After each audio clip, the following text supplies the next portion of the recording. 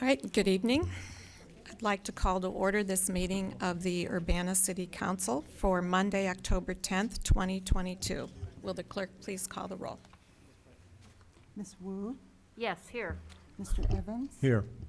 Ms. Hersey, Here. Ms. Colacetti, Here. Ms. Bishop, Here. Ms. Wilkin, Here. Mr. Quisenberry, Here. Mayor Marlin. Here. Next up is approval of minutes from the September 12th, 2022 meeting. Is there a motion? So moved. Moved by Mary Alice. Second. Seconded by Sharice. Are there any substantive changes? Okay, all those in favor, please say aye. Aye. All those opposed, same sign. That motion passes. Next item is additions to the agenda. We have none for tonight. I just had a quick. Yes. I would like to remove item D from the consent agenda just to regular agenda. Item D under consent agenda. Yes, to regular agenda. Normally, we'd wait until that consent agenda came up for business. I was advised to do it during this time. So either way is fine. Okay. Is there a motion? Did you move? I don't think that requires a motion to take something off the consent Okay. agenda. All right, we'll move item 1D to the regular agenda. Next up is public input and presentations. We have no presentations scheduled for tonight. We can take public input. If any member of the public wishes to address the Urbana City Council, please come to the microphone and state your name for the record. Hello, my name is Julie Watkins. I'm a resident of Urbana. I wanted to thank you for putting the Learman thing on, vote back onto the regular agenda. I was listening last week, and I think there seems to be a lot of discussion, and I had some comment about what I heard. It seemed like you were talking about, well, there's plans that already had been in motion, and if actually, well, that might have been something good to do that many years ago. We're in a different situation now, and it seems like other people have opinions about it, and I'd like to hear it, and I think there was enough discussion that I hope I want to hear more. And one of the things I heard, yeah, housing is an issue, but I've also heard a lot about vouchers being an issue, and that there's can be enforcement of what the rules are. There's also vacant housing. I think this is a nationwide thing, so I think we need to be very careful about deciding resources and stuff to building that takes time. And if you talk with the community, well, maybe there's something else. And I just am very much in favor of putting this into talking about it more. And my thing about voting on something that's just an agreement and doesn't commit anybody, well, it still makes it more likely that that's going to go forward instead of something else. And so I'm in support of the people who were talking last week. Thank you.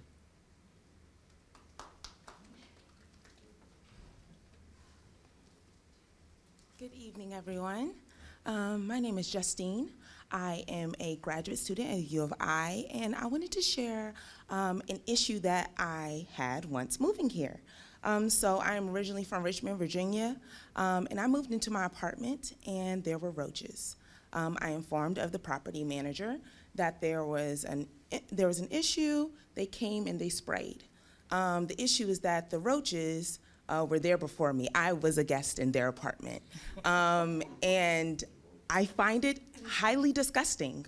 One, I'm new here, so now this is my welcome to Urbana.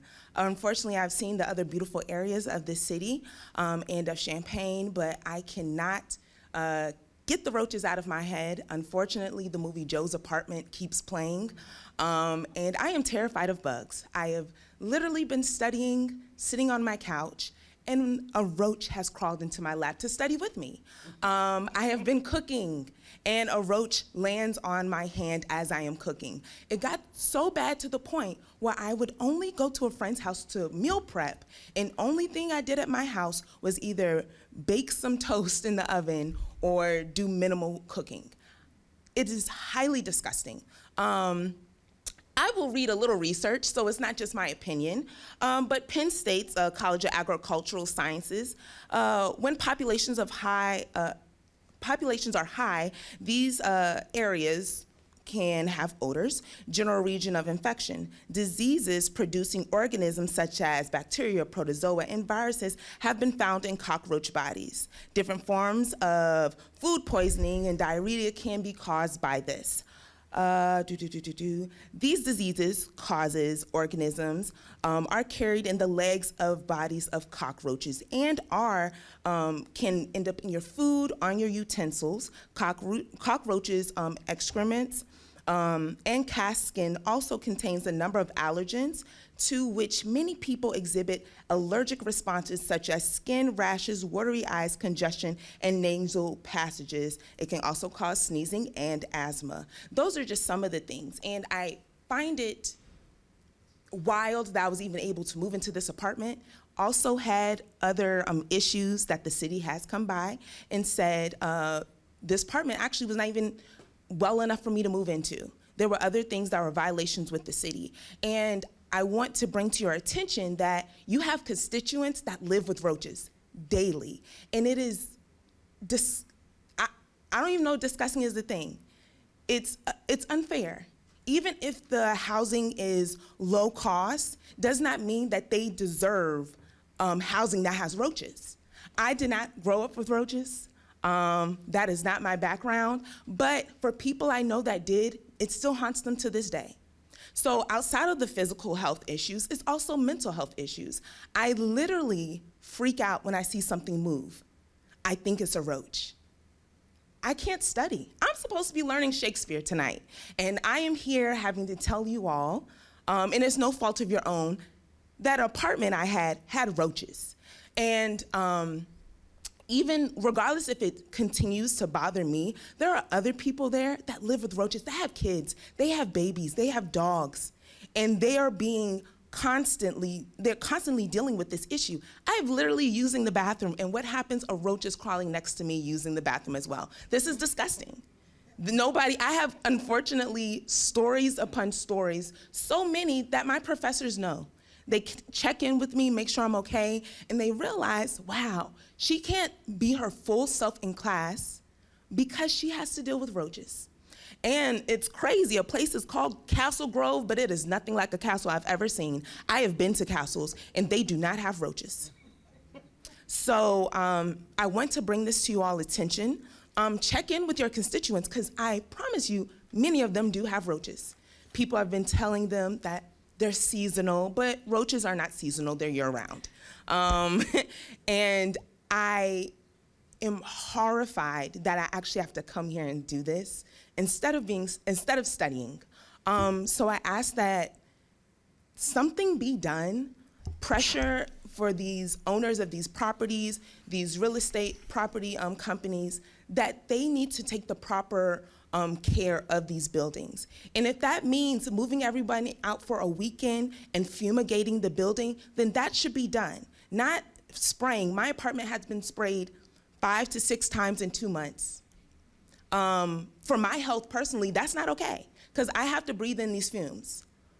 Even if I let it circulate out, there is something still there. And so I'm gonna leave y'all at that because I'm getting a little frustrated. But I just want to share all that with you all so you can hear my experience. If you meet any others, I'm sure they'll be happy to share your experience. And so that's it, but you all have a great night. Thank you.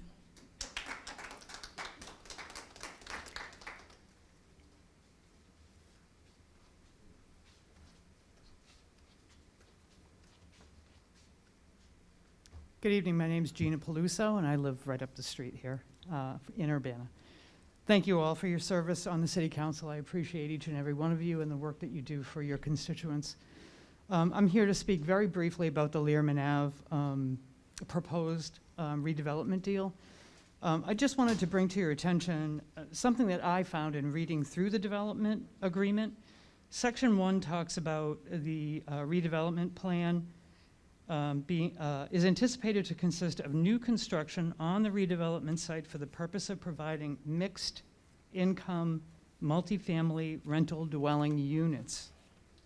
But the next section says that the plan will be undertaken, the parties shall negotiate mutually acceptable terms of agreement with North Point for the undertaking of affordable housing projects. So is it mixed income multifamily housing that we're talking about doing a redevelopment deal on, or is it affordable housing? I listened to the discussion about this last week, and what I heard was affordable housing. Also, in the staff report, it talks about how one of the city goals is being met by this redevelopment deal for making sure that people that are 60% of median income or whatever will be the people that will be able to apply for these apartments. So I just want to make sure that we understand what it is that we're voting for tonight.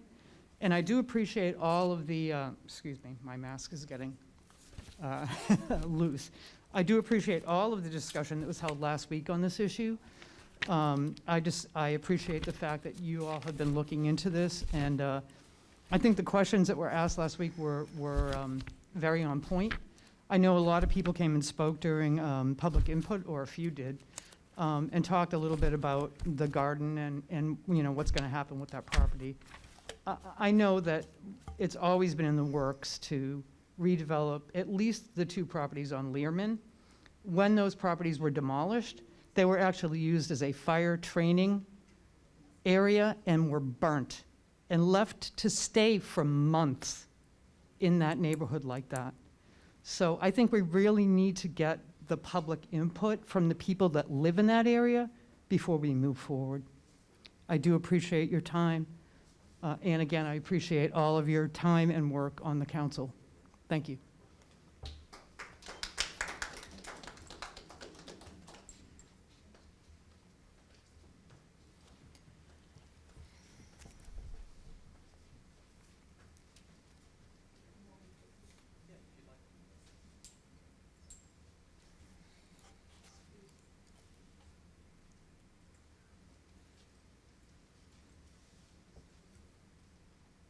Good evening. Hello. My name is Pastor Angel Johnson. Could you- and Okay. Oh, I'm sorry. All the time, don't. I forget. I think I'm tall sometimes. I feel tall. Yes, good evening. I'm just here to express to you from some of the people that live in Learman, okay? They would love to keep the garden there.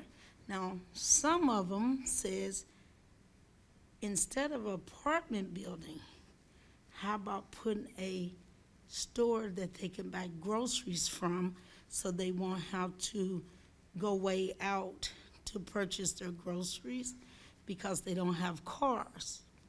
Another person said, well, I need like a good laundromat, like the real big balls and, you know, keys to the laundromat, like every tenant may have a key to get into the laundromat so that other people probably that don't live out there can come in and wash when they want to. They just want it really for themselves, okay?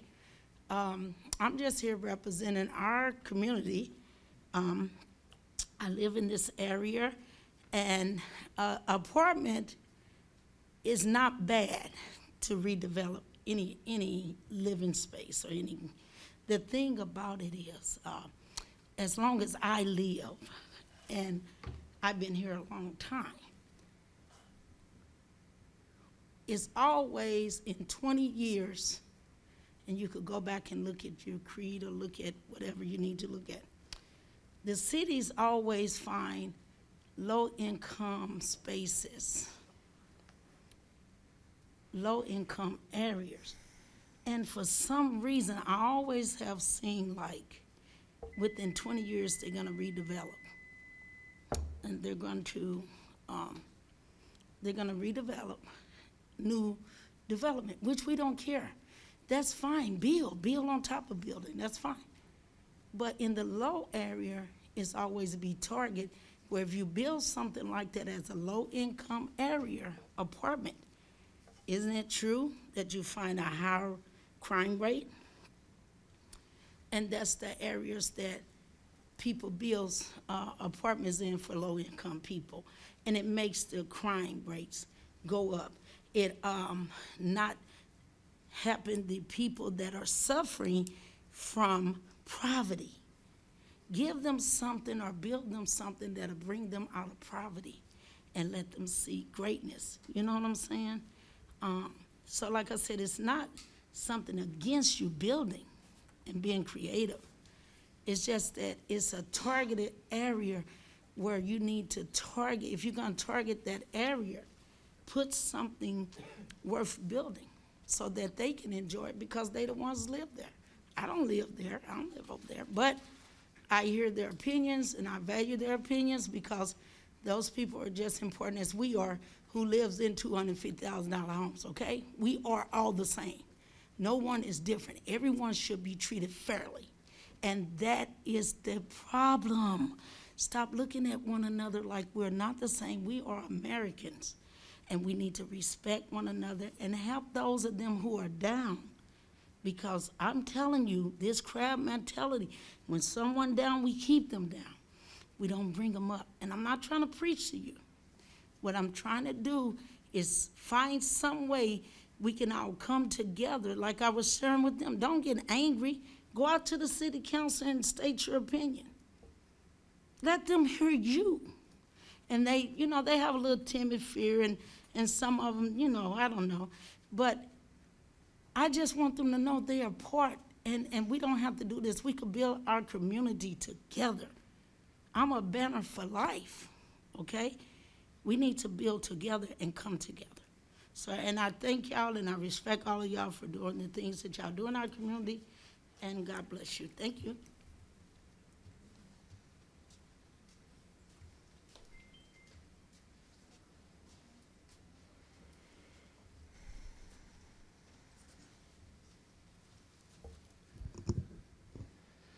Good evening. My name is Alan Axelrod. I'm a resident of Ward 3. I'm also co-chair of the Champaign-Urbana Democratic Socialists of America. One of the things we do with every single one of our members as part of onboarding before they're even allowed to attend a social is we walk them through abuse literacy. We make clear to our members that the intentionality is irrelevant, that there are dynamics you can unintentionally induce that will cause duress to other people.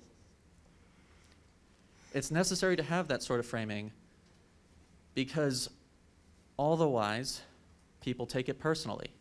They feel that they are being attacked for things that were not fair.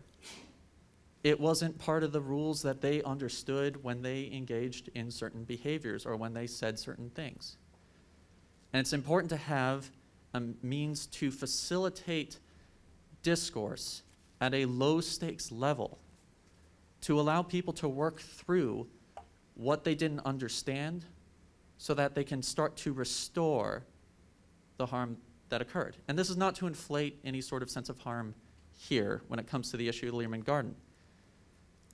But I do have to ask the question, as it is a tactic that is used in abusive situations, you can look at Courage Connections material on it, a sense of urgency.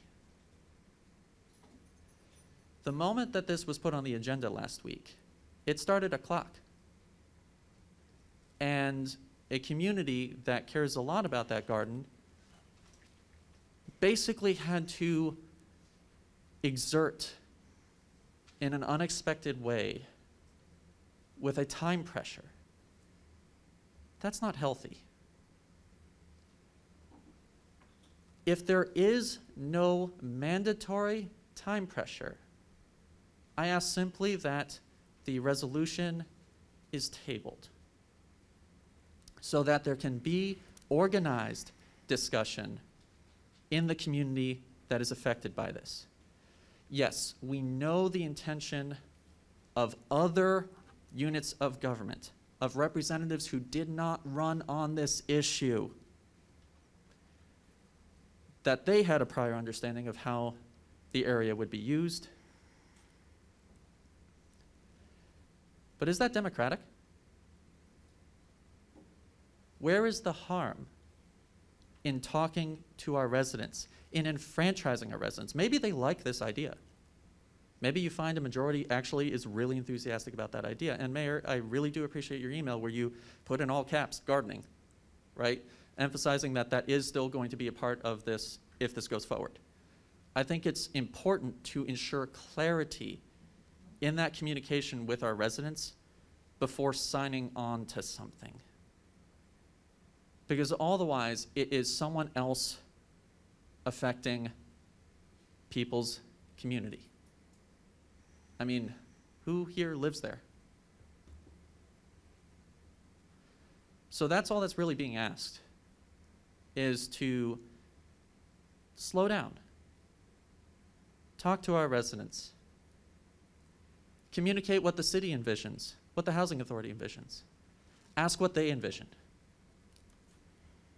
and make sure that what they ask for is actually fairly represented. I mean, in higher temperature times, I noted that things regarding de-escalation that I had said during a listening session wasn't actually reflected in the city's notes. It's not like you have to be stenographers on this, but the effort matters. And that might be just sufficient to navigate this issue, and it may end up with the same conclusion. It's just better to do things right than fast. Thank you.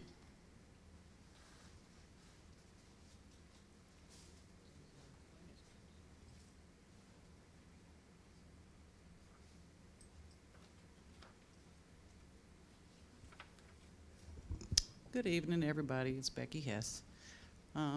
Question: was there ever a thought as to where the apartments? Was there ever an option where the buildings could be put someplace else, or was this just signed that this is where they're going to be? You know, did you mark out and look at any other properties, or was this just set in stone 5 years ago that sometime we're going to have this be apartments?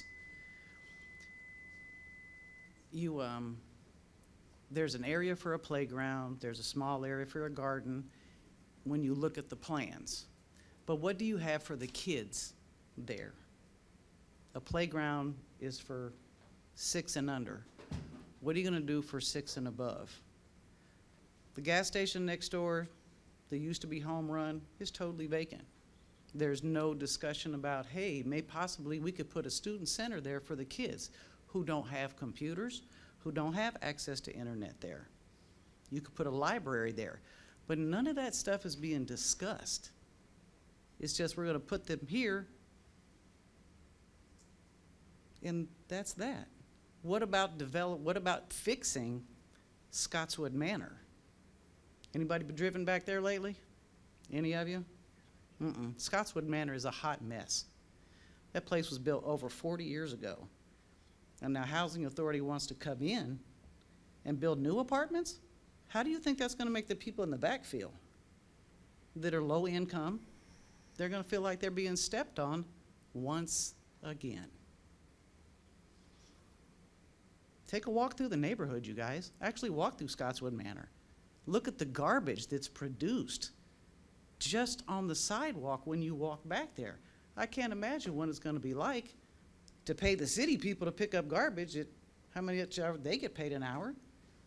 You have to look farther than today. What is it gonna look like in 10 years, 20 years, like Scottswood Manor? Just look at it. Go back and look at some of the history in that area. Pull up the crime reports. How many times do the police go there on a daily basis? A lot. That whole area. Just like people have said, do we wanna add to the police's problems? Really? Thanks, you guys.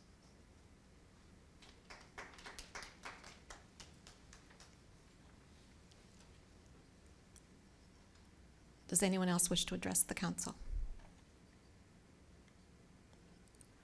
Okay, thank you. We'll move on to council input and communication. Any comments from council members? Grace? Thank you. Want to say thanks to the public for your engagement and your input tonight.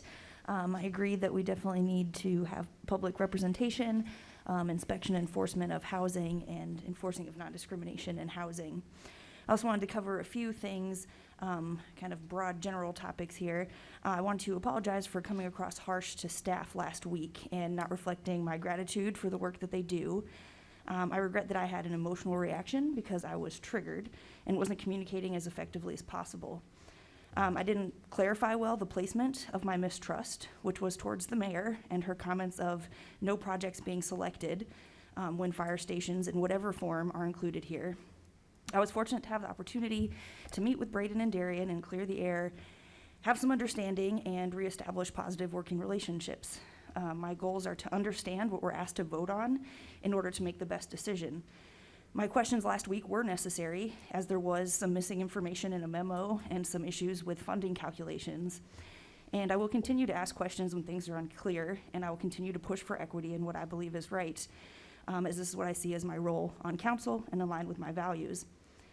I'm concerned that if it's too late to change something, once it's on the council floor, or the first time it hits committee of the whole, then there's no opportunity for meaningful input from council or the public. I appreciate the goals of spending CDBG funds in the community and want to be sure that they're spent where intended and needed and not on fire station construction costs. I appreciate that staff, particularly Darius, coordinated the agreement with Black Chamber of Commerce, and I support continuing and enhancing that relationship. I really value this role in representing my ward, and I look forward to continuing to work towards our common goals. Thank you. Any other council comments? J.L.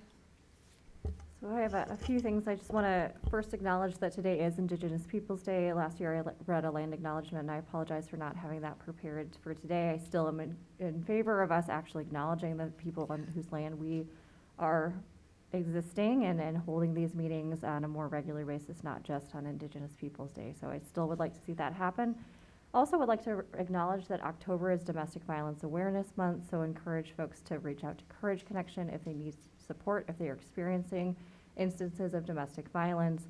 They're our local service provider, and of course there are national services as well as confidential advisors on the U of I and Parkland campus, so I want to make sure folks keep those resources in mind.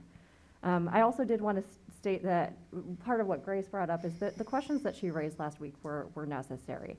I think that some of them may have felt like we were kind of going over the same piece, but there was missing information, and I think that seeing how that is addressed tonight is important for us, and I would echo that part of our job as elected officials is asking questions if the information that is given to us is incomplete or unclear. That's how we represent our constituents. That's how we represent our community, is hearing that input. Same thing with the folks who are, speaking here tonight and speak with us regularly. That input is essential for us to be able to serve our community. So thank you as always to all the public who come out and speak. And I think it is important to acknowledge that especially some of the questions that Grace raised last week were actually critical for the decisions we will be making tonight. Any other council comments? Just a point of information for the speaker. Roaches are absolutely a health hazard, and you should not be living in those conditions. We do have a complaint form that you can fill out with the city of Urbana that will trigger a building inspection. And I hope if you haven't done that you call the Community Development Services Office or visit here, and we can get that complaint form filled out, because that is your first step in getting an inspection done, not just of your apartment, it could be the whole building. So we do have a process for that, and absolutely, you should not be living in those conditions. Nobody should. I wanted to acknowledge the fire safety and family education event that the Urbana Fire Department organized yesterday. It was a tremendous event. It was very successful, and I appreciate the stakeholders who also joined in it. That included the Urbana Fire Department, our ambulance providers, the Mass Transit District, and representatives from a couple of other community organizations. And in particular, I would like to acknowledge the junior varsity football team from Urbana High School. Our Fire Chief Dade is a volunteer coach for this football team this year, and these young men came out to the event. They helped set up, they stayed through the entire event, and they helped clean up. So it was a great partnership between the Urbana School District and City of Urbana, and I appreciate their help, and I hope we can see more of that and work more with them in the future. And I will let you know that the governor's office has reached out and has introduced to the city, but also to a number of municipalities in central Illinois, a program that's focused on persons who may be arriving in Illinois seeking asylum. So we're just now learning early stages of what the state has in mind and what they may be asking of communities, but we'll keep you posted on what we learn on that. Any other council comments? Last chance. Okay. Thank you. We'll move on to unfinished business, and we have none. Reports of standing committees. Councilmember Bishop. On behalf of the Committee of the Whole, I present the consent agenda for approval. Resolution number 2022-10-075R, a resolution authorizing acceptance of the Assistance to Firefighters Grant, AFG. Resolution number 2022-10-077R, a resolution approving and authorizing the execution of a community partnership agreement with Visit Champaign County for fiscal year 2022 to 2023. And resolution number 2022-10-080R, a resolution authorizing the execution of an intergovernmental agreement with the Housing Authority of Champaign County for the provision of environmental review services. Is there a second? Second. Will the clerk please call the roll? Ms. Wu, Yes. Mr. Evans, Yes. Ms. Hersey, Yes. Ms. Colacetti, Yes. Ms. Bishop, Yes. Ms. Wilkin, Yes. Mr. Quisenberry. Yes. Those three items pass.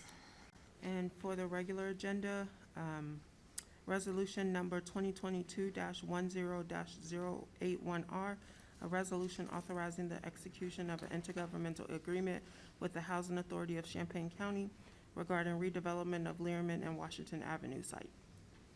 Is there a second? I'll second. Moved by Chandra, seconded by Jaya. Discussion. Sharice. I thought we were going to postpone or table that particular resolution. There is a time frame we're working in here, and I think, Sheila, could you address that issue in particular, and also the process that we envision going forward?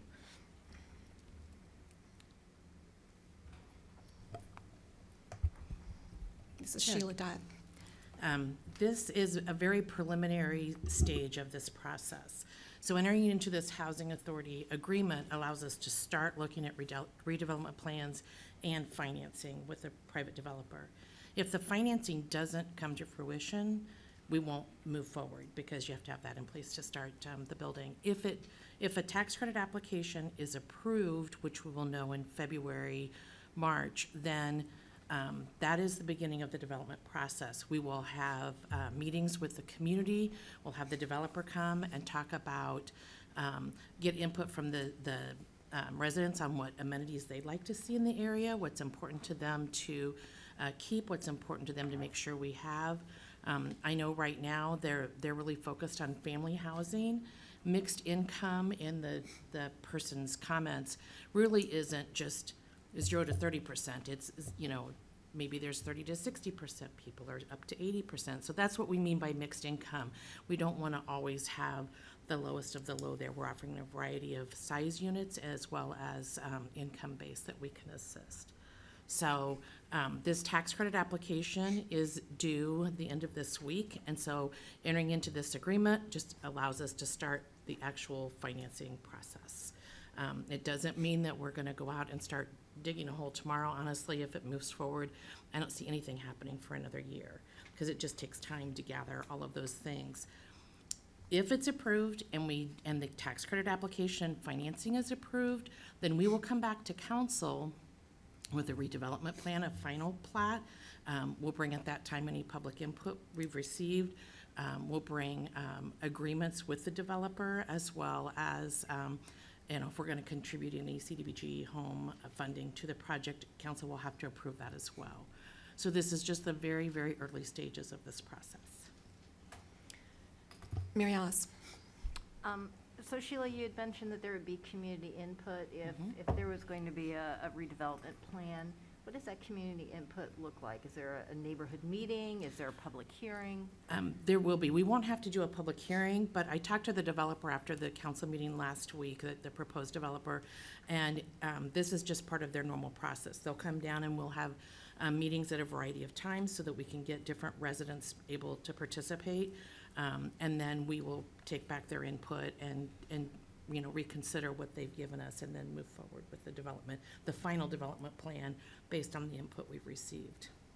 Okay, and is there any kind of neighborhood listserv in that area that we can share that information with? I don't have an up-to-date one, but we will reach out to the residents, and we'll probably reach out to some of these same people who spoke at council to help us get the word out. Okay. We will want to have a meeting in that neighborhood versus have somebody come to the city building. Yeah. We might reach out to Brookins or whatever, someplace close that the neighbors can come and give their input. Okay, thank you. Mhm.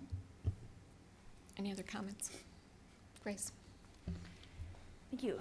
Thanks for clarifying some of that process some more here, Sheila. So can I just further clarify, you're saying if this passes tonight and the funding goes through, then there's still the opportunity for public input, and then when it comes to council, there's still the opportunity to say no to this if there's still so much community opposition. Is that right? Yes, you guys will be reviewing the final process. This is just the first step to allow the developer to apply for tax credits. Great. And I look forward to more of that process and the public Sure. engagement. It sounds like from what we've heard already, it sounds like there's definitely concerns about the garden space, and I see that that's just one of the buildings in this bigger plan. So I just wanted to throw out the idea of, not putting so much energy into this plan that seems like there's not a lot of support on. So saying I would be willing to vote no to something if it were like this and there's still community concerns or dissatisfaction with it. So I just wanted to have a heads up so there's not a use of time in a direction that might not be the wisest use. Right, and when we reach out and do the public input process, council is invited to attend as well, so that you can hear and talk to the residents on what they like and what their concerns are and what amenities they'd like to see. And to clarify, the plan that is included in the packet is not the final plan. Right. It's a very preliminary drawing. It's conceptual almost. It kind of just shows the numbers of units and potential And locations. both of those words are on the preliminary plan. It's preliminary and it's conceptual, and they say Yeah. that very clearly on the drawings. And that's part of the process as well. So there will be, as a result of the neighborhood meetings and further clarification and refinement of the plans, it could look very different from what you have in front of you, but conceptually, that's what they're aiming for. Thank you. I'm interested, from what we've heard already from the public, in exploring the ideas of keeping garden space and maybe having other amenities, as was mentioned, grocery stores or other things like that. So I would be curious in those possibilities. And so this agreement is for the specific location, right? It's for a partnership with the Housing Authority to develop at that location. Okay, so we couldn't have this agreement looking at another site, but that could be a potential other option. But this is for this specific location. Correct. Thank you. Chris? Sheila, since you're the only one that seems to have talked to the developer, could you maybe tell us that, remind the public that this developer is willing to work with the neighborhood about their concerns and their desires, correct? Absolutely. He said that's part of his normal process that he does. He's very progressive in his thoughts. He will set a CDAP goal, which I know is something council's talked a lot about. And it's not just we'll pull people from Chicago to on paper meet that goal. We really will work with the Housing Authority to develop business opportunities for our minority and women-owned businesses so that they have opportunities to grow and develop in Champaign County. But what the public should know is they're gonna have a chance for input here. right? Absolutely, yes. Okay, and Yep. they can help design this space. Yes, yep. Great. I think the one thing that we're really focused on, just because of what we're hearing, we heard it earlier with Danielle, is there is a huge demand for family housing, and that's what this development is focusing on. The number of units, the layout, the amenities, none of that is finalized at this point. Just historically, investment in that neighborhood, and probably most recently has been the renovation of Aspen Court, which was about 140 units there, and that was close to a $5 million renovation that it took place over the last 2 to 3 years. So there has been significant renovation of housing in the area, and we'll continue to work on that. Jay, and then Sharice. Just one quick, you mentioned last week, and I just want to re-clarify, this is an agreement essentially that we had in place that just recently expired, right? That's So I think correct. that that's an important piece too, as we're looking at options and thinking about the impact on the community, that this is not new, this is re-upping on something that was previously in place, Right, correct? right. Thank you. Yeah, it expired in December of 2021, so it's very recent. Chandra? Has this developer worked in Urbana before? No. No, he's worked in Illinois, but not in Illinois, or not in Urbana. Okay, so have you, you know, how sometimes people say things, but do you have proof that he actually does operate in the way that he's explained that he does? Looking at the other developments that he's done, yes. But like I said, you know, like, I don't know, the CDAP goals, that will be something we set in our agreement with him, and that will be something that comes to council for approval. If we invest any of our home funding in it, there will be a minimum of a 20% goal that they have to reach. It's not just hopeful that we will get there. They will have to do it. That's part of the federal and state guidelines. So I'm very pleased at how open-minded this gentleman is. He went to the site, he looked around, he came to us with some ideas that we hadn't even thought of, like he noticed there's a lot of bus traffic there and there isn't a bus shelter, and so maybe we should, you know, look at adding that as part of the amenities to the site. But as I said earlier, it's just very preliminary stage right now. If it goes forward with the financing, all of that will come back to you in a series of agreements, and those agreements won't be brought to you until we have significant public input, or at least outreach we've tried to do. James. Yeah, I just want to follow up a little bit on the question that Jay asked. So if this developer had approached us last year at this time, this wouldn't have been necessary because they could have just applied for the tax credits That's correct. without this stepping tickets, only because that agreement was a 10-year roughly agreement that expired last year. It expired in December of '21, and I 21. can't honestly say when it started because it was before me, so it was before Okay. 2018. All right, thank you for clarifying that. Okay, I think we've thoroughly discussed this at this point. Would the clerk please call the roll? Ms. Wu, Yes. Mr. Evans, Yes. Ms. Hersey, Yes. Ms. Colacetti, Yes. Ms. Bishop, Yes. Ms. Wilkin, Yes. Mr. Quisenberry.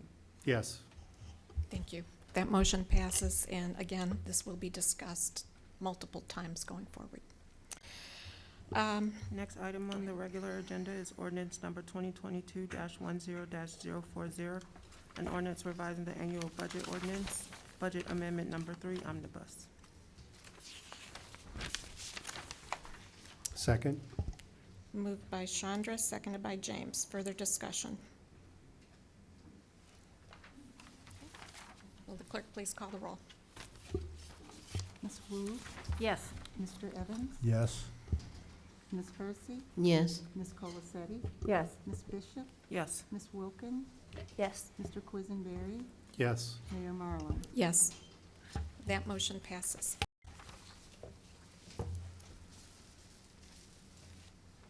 Next item is resolution number 2022-10-078R, a resolution approving and authorizing the execution of an economic development agreement with Champaign County Black Chamber of Commerce for fiscal year 2022 to 2023.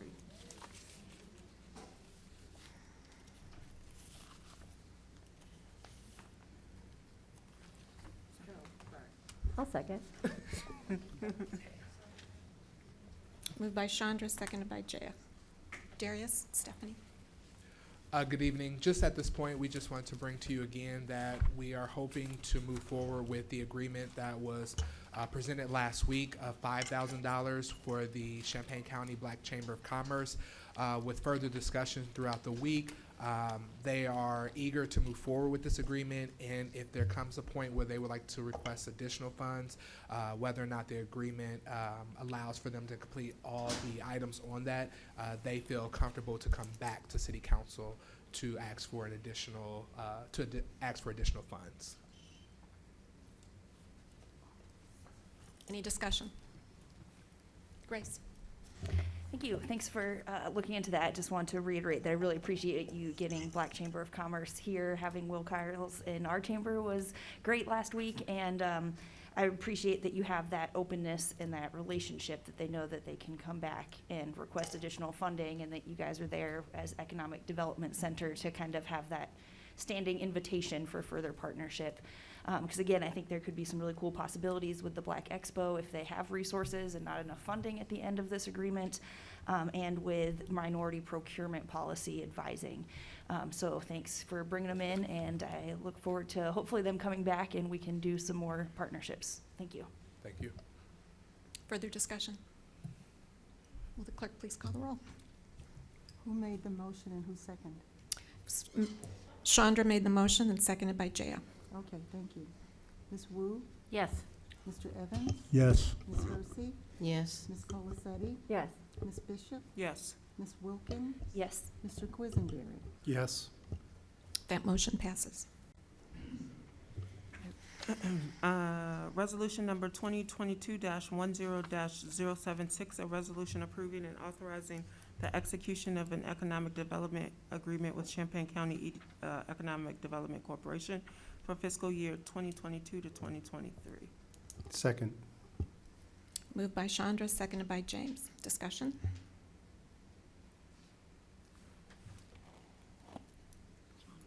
Chandra? So I read the correction on the memo. Can we run through those numbers again really quickly just for clarification? Yes. So the revision is to provide a contribution of $33,763 to the Economic Development Corporation. In the error that was made by me in our last agreement, No, that was my error. it was That's why I meant. it was for $38,763. So that error came from the last year request of the additional $5,000 by EDC, and then VCC also had their additional request, and that wasn't that request didn't move forward. So that was just an error on our part. I'll say on our part, but at this point, the city nor did Economic Development Corporation intend on receiving more money. So it is based off of the last year allocation of $33,763. And is that because is it typically the court budget does not include the private funding, it just includes public funding? Like, So I believe their core budget is their private, are you asking private and public funding? Yes, well, because it says, the budget hasn't been approved, the core budget, okay, includes private and public funding, but the contribution of the total is 7% instead of the usual 10%? So in earlier agreements, there was the language of 10%, and that was just kept in there to just to help us see an idea of what we give. At this point, there's not a goal. So Okay. there's no goal for us to hit 10%. It was just language that had been used in the past. Okay. But what staff did provide is the actual percentage of what we do provide, and that's 7.23. Okay, all right, thank you. Other discussion? Grace? Thank you. Thanks again for checking on that one. I just want to express my support for the work the Economic Development Center does, as well as Visit Champaign County, and clarify a few things, because there's been a lot said that last year we reduced their funding, and I moved to reduce their funding. And as a matter of fact, that's not true. We increased both their funding by $5,000 last year, instead of increasing by $10,000 each. And I did make that motion as what I still believe is right, as a more equitable distribution of resources. And I'm glad that we've been able to see a little bit of that this year around with getting Black Chamber of Commerce in on some of these partnerships that we historically haven't had with them. So I do support the work that they do, and I supported even increased funding for them last year, and just not the full amount without having, this is what we're getting more for this much money, as we've talked about with other partnerships. So again, I support their work, and I support redistributing some of those resources so that we can share our partnerships instead of going into just the few places that we've had more of a historical relationship with. So I support their work, and I don't find it accurate to say that we reduced their funding. It was just a less increase than proposed. So I just wanted to clarify that and thank them for their work that they do, and I hope that we can keep bringing in more Black, minority, women-led organizations who also work in these areas of economic development. Thank you. Thank you. Further discussion? Will the clerk please call the roll? Ms. Wu, Yes. Mr. Evans? Yes. Ms. Hersey? Yes. Ms. Colacetti? Yes. Ms. Bishop? Yes. Ms. Wilkin? Yes. Mr. Quisenberry? Yes. That motion passes. And lastly, resolution number 2022-10-079R, a resolution amending the City of Urbana and Urbana Home Consortium Consolidated Plan for fiscal year 2020 to 2024, and annual action plan for fiscal year 2022 to 2023. Is there a second? Second. Moved by Chandra, seconded by James. Discussion. Go ahead, Brenda. I think Braden had a couple of comments. I don't have any comments, but I am happy to answer any questions. Mary Alice. All right, so I wasn't here last week, and I heard it was an interesting meeting last week. So I just want to be clear about what we're voting on, and that my understanding is accurate. So we have a rollover budget over the past couple of years, I think since 2019, and we're only allowed to carry over a certain amount of money every year. And so we've hit kind of a mark that we've got to spend about $700,000. Otherwise, if we don't do that, then not only do we have to give back money, but HUD will reduce future budgets because we didn't spend enough money. Is this accurate so far? I'm just trying to make sure the facts are right. Yes, that is accurate. Okay, all right. The next thing is that there is a public process in terms of that we've already approved as a council in terms of how this is changed. And that public process includes a public meeting and a public hearing. Takes 45 days to get through, right? And we basically have until April 1st to spend this money. Is that right? That is correct. So the public input period is 30 days. So just Okay. to Instead of clarify, 45. and then the timeliness test that HUD will conduct on our balance will take place at the end of this fiscal year, so prior to July 1st, at which time they will check how much money we've actually spent. So it's not just money that we've committed to projects or money that we have set aside to projects. We have to have it spent from our account. It has to be paid out. That's correct. Okay, all right. I know that a lot of conversation had to do with, there was basically two items that we added in terms of what we could spend these dollars on. The first one was infrastructure. It sounded like there was a lot of approval, people supportive of spending on infrastructure projects, and really that it was the fire services that people had some questions about. And just based on some conversations that I had today, I spoke with Sheila today about it, really trying to figure out how we can ensure that we're spending these dollars appropriately, but at the same time ensuring that we spend the amount that we have to spend, right? The flexibility of adding these two categories is what has been suggested. Now, the Equal Project, which is a lot of people have talked about the $2 million that we've set aside, it's possible that we're able to spend some of that money to spend down this amount, right? But those projects have to be complete. And as we know, in all of these budget amendments that we get, is that these infrastructure projects sometimes go on and on and on, and then we have to roll them through fiscal years and so forth.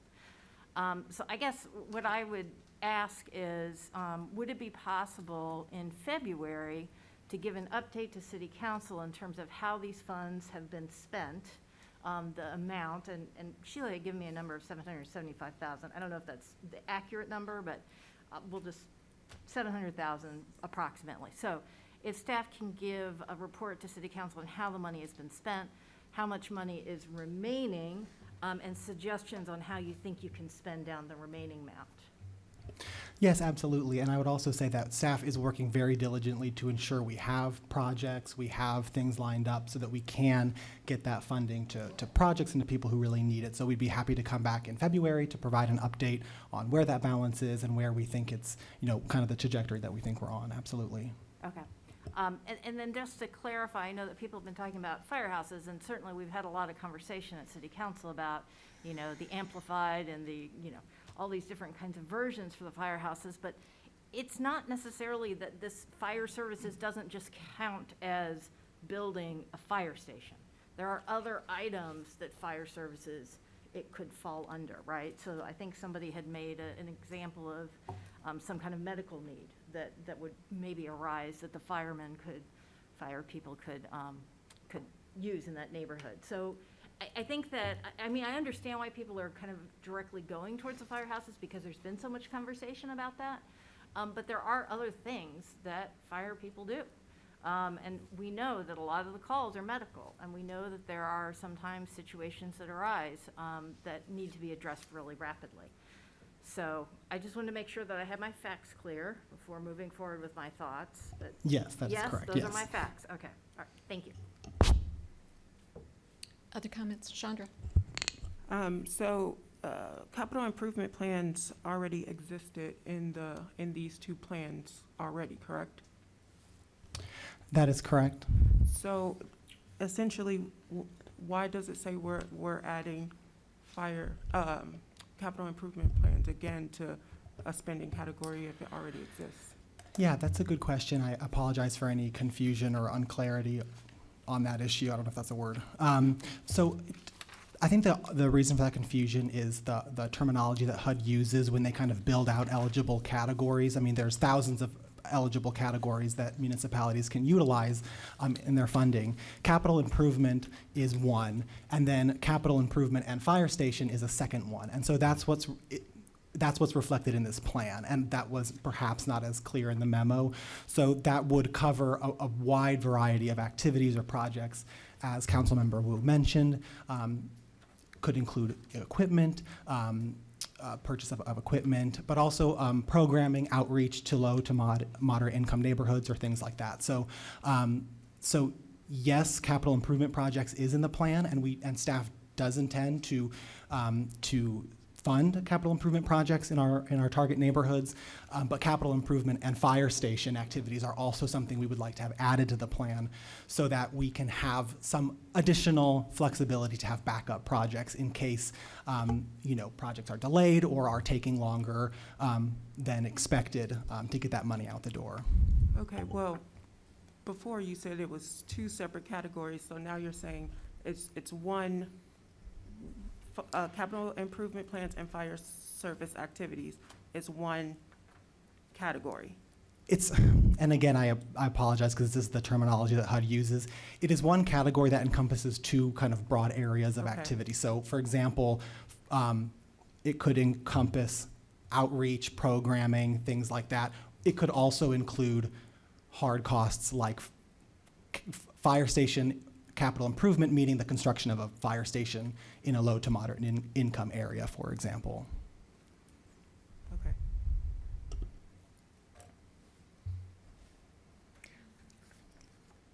Grace? Thank you. Thanks again for helping us try to understand what's being proposed here.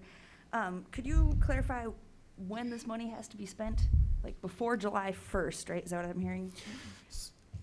So, like how much, is there a before deadline before then? Yes. It has to be spent by April 1st to give us time to draw the funds and HUD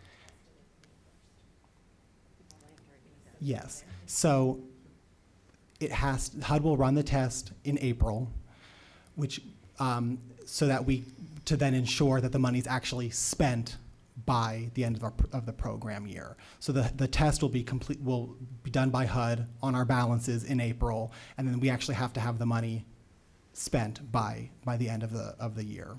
And so is that the language with the obligated and announced by April and then actually be Yes, spent by the end of the year? Yes, that's correct. Okay, thank you. And then as far as spending, you're saying needs to be spent out of the account, right? So could there be the possibility to put this in an account for equals type projects, the equals equity and quality of life, capital improvement projects, and have that be a fund that will go through it? Or it's like you have to have spent all the We have to have construction spent it and dollars? then have the proof to HUD that there are contracts that we executed and were paid out and things of that nature. Yeah, Grace, we can't draw the funds until we actually have completed the project. So once we draw the funds from HUD, we have to have dispersed it within 15 days of that draw. So that's why typically the city will use general funds to pay out a project, and then we go through the HUD system to reimburse the general funds for those projects. And so just to clarify the dates a little bit, May 1st is the date that HUD does the timeliness test, and that's available. If you look at HUD Exchange, that information's out there. It's 60 days prior to the end of our fiscal year.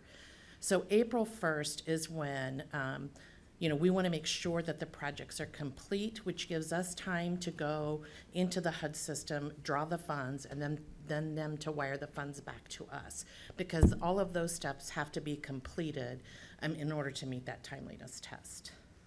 And then how about for the, I'm not sure if you were here earlier for the township board meeting on the consolidated funds that are being kind of put together by different municipalities, and I think there's plans of Champaign or other cities using Home ARP or CDBG funds. Would that be an option if it's in like an external fund that has its own application process for disbursement? No, it's got to be spent. So like, if we do a social service agreement with, we'll say township to run a program, they have to not only have run the program, but they have to have spent the funds, come to us for reimbursement, and then we draw the funds and pay them back. So it's not just a signed contract. It has to be a project completion. That's great. Yeah, and it sounds like that's a possibility from what we heard from the township, that they had those kinds of things with the school district with some of their excess funds that reimbursed costs that they paid for Urbana students. So I just think that could be an interesting possibility too, that's, since they're having a lot more need and rental assistance and stuff, I think it would be interesting to explore the option of reimbursing some of their things so they can distribute the budget and we can keep these dollars local for housing needs. We will be bringing next Monday a consolidated application for homeless and housing initiatives that we want to do a joint program with the city of Champaign. And so we're still, tweaking and finalizing those details, but that will come to council to approve that intergovernmental agreement and the process that we are outlining to follow. It's on a pretty accelerated path because there's just a huge need and demand. Plus, we want to spend the funding. We have almost $6 million between the two communities that we need to spend. And so we'll bring that to you for review and comment. Chandra's been working with us on that committee, so hopefully we have a good process in place for you guys to review. And so do we plan on contributing any money, as far as you know, from CDBG home stuff towards this consolidated pot? Or are you talking about applying Home, for it, yes, right? and home ARP, yes. CDBG, no. Okay. Thank you. Yeah, we have a cap that we can't spend more than 15% of our allocation on social services, and we've already committed that for this fiscal year through our youth programming that you guys approved in the fall. And it's just important to reiterate repeat what Braden said. The staff is, and Sheila, the staff is going to be working very hard with other departments to get these funds committed and used in low-income areas. And we do have commitments to fund some of the equal projects that are in our targeted neighborhoods.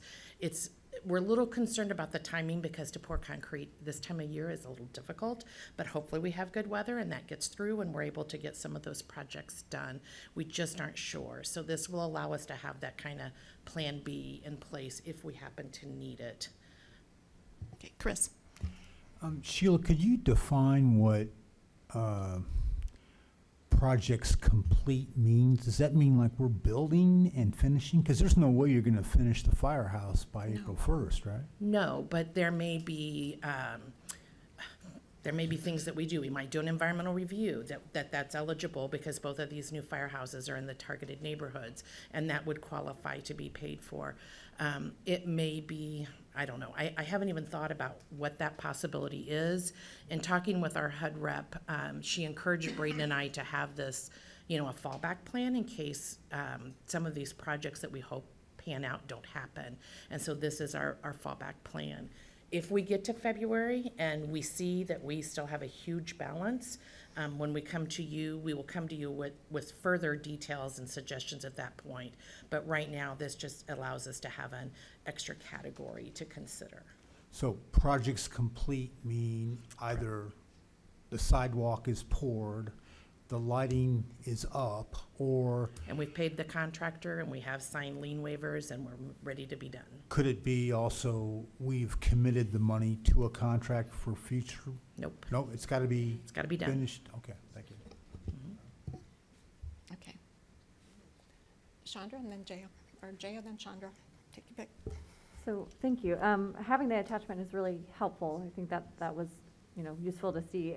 It's a little unclear to me, though, if we're adding another category, is there a category that we're anticipating that money being shifted out of? Because like the plans that exist have specific allocations for the different categories. No to your question. In the annual action plan and the consolidated plan, HUD, it's not a budget in a traditional sense. You essentially assign kind of larger amounts of money to a broad category that has many different eligible activities in it. So for example, preserve consortium neighborhood or infrastructure improvements. Those are very broad categories where you can put many different types of eligible activities or programs within those categories. And that is reflected in the attachment that I believe is about $840,000. That includes our current fiscal year 2022-2023 allocation, as well as a portion of that rollover balance. So money was not taken from another category. We didn't need to do that because, as we said, there was plenty of money to go around. But again, it's just kind of adding a category to that broader, I don't want to call it a budget line, but to that broader category. Okay. Chandra?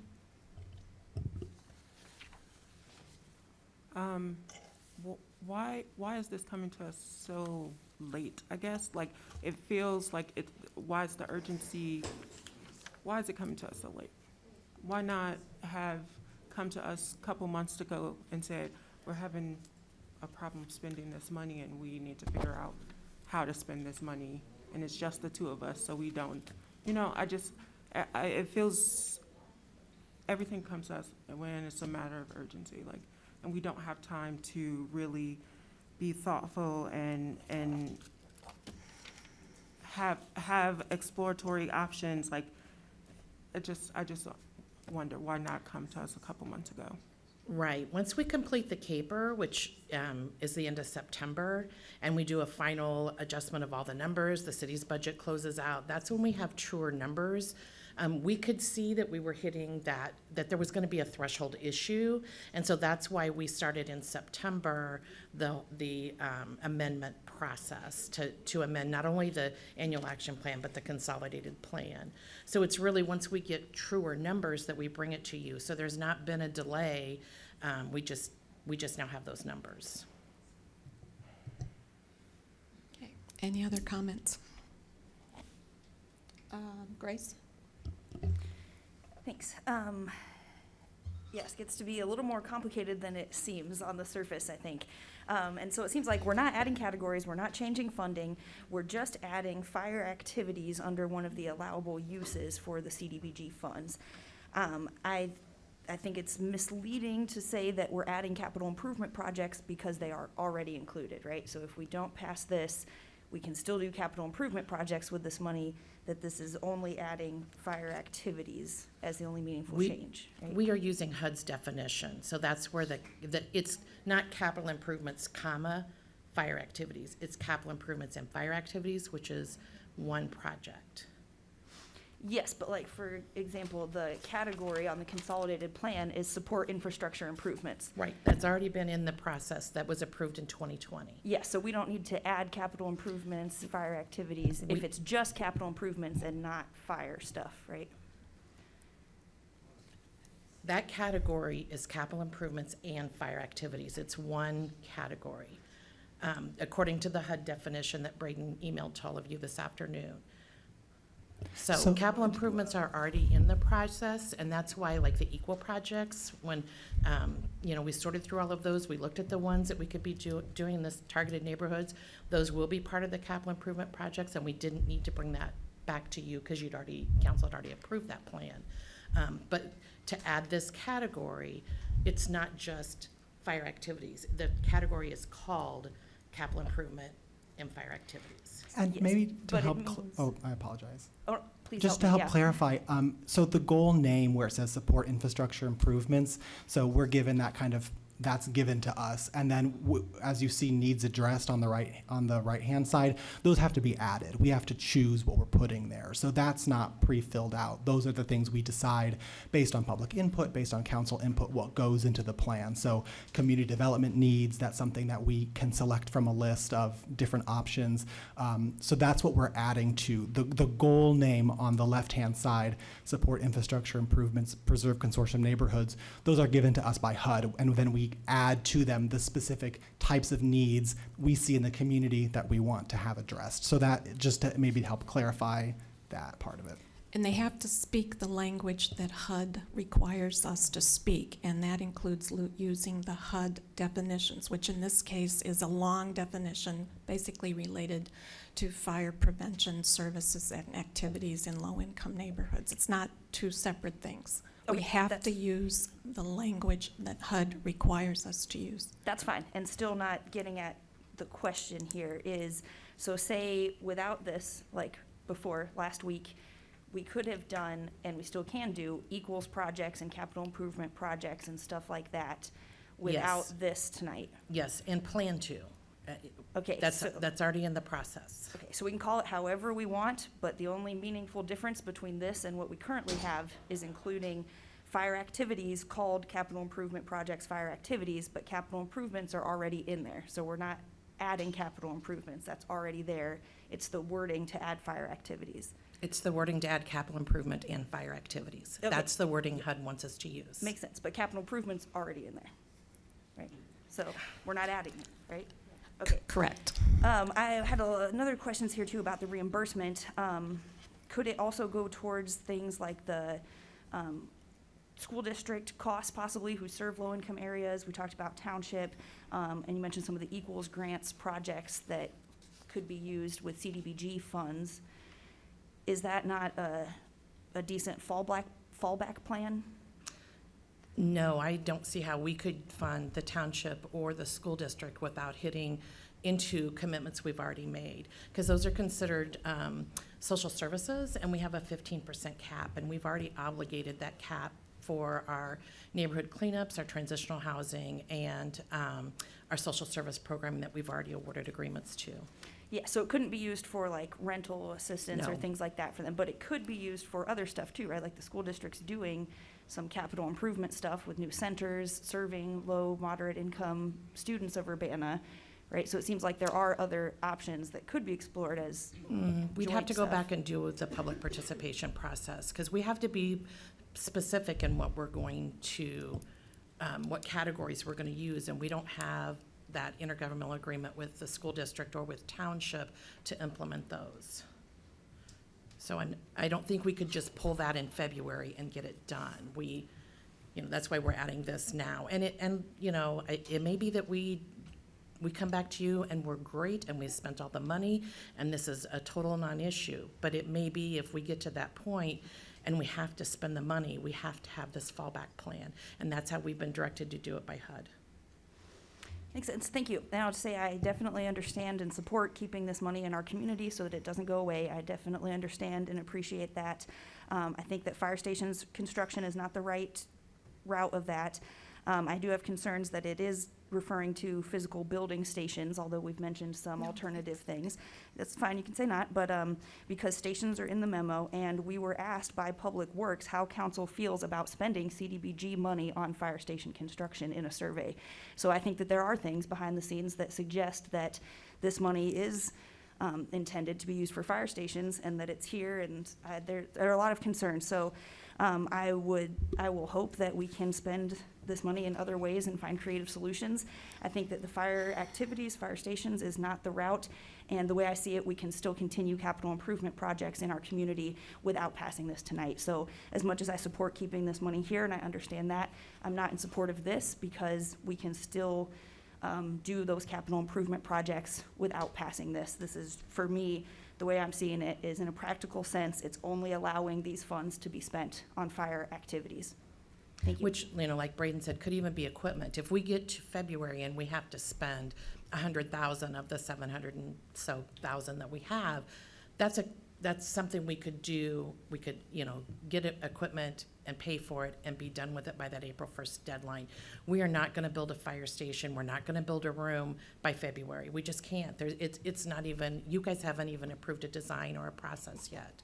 So this just allows us that flexibility if we need it to be able to get the money spent.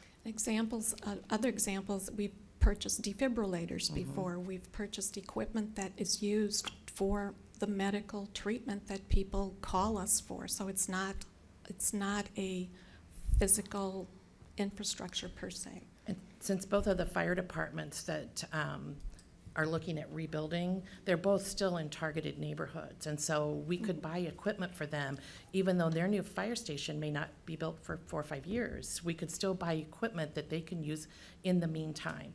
But if we don't have this language in there, we can't buy that medical equipment or any other equipment.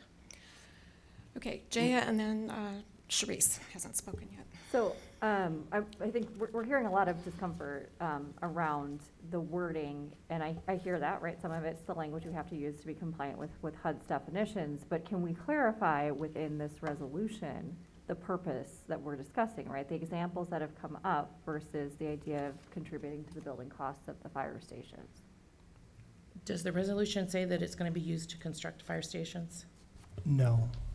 So so you're saying that you're talking about something being inclusive. I'm talking about something being exclusive, like clarifying that it will not go to funds associated with building the fire stations, right? That's a different piece. It's providing a prohibition instead of,